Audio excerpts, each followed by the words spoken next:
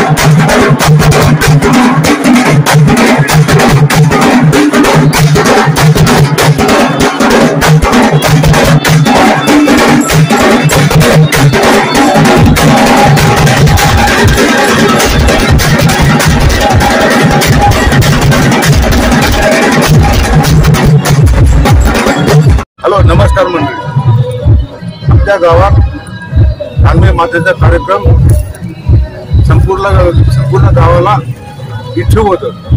कुठेच काही न पालू काही झालं नाही। आणि सर्व शांततेने पार पडलं. सर्व गावात कार्यक्रम आहे ना तो अंमळनेरचा दादू भगत त्यांच्याकडे मी गुढी ठेवली होती.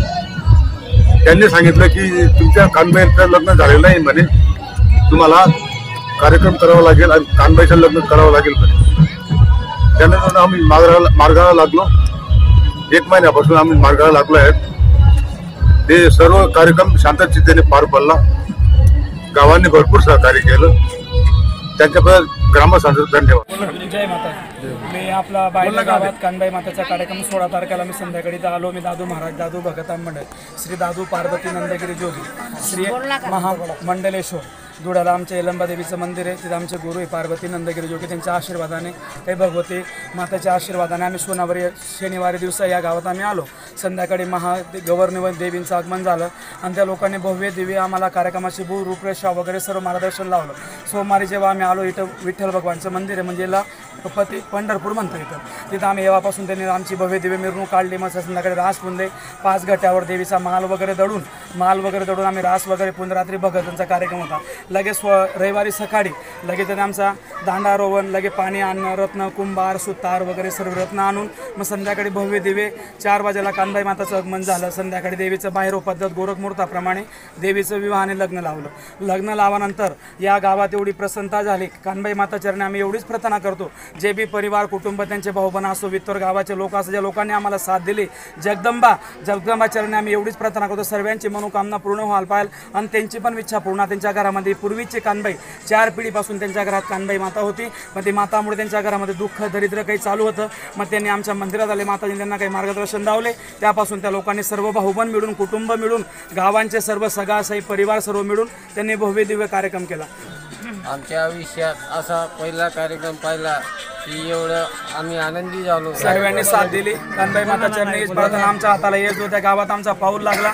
सर्वांना धान्य गाव गोरे सर्वांची इच्छा पूर्ण करू. बोल कानबाई माता.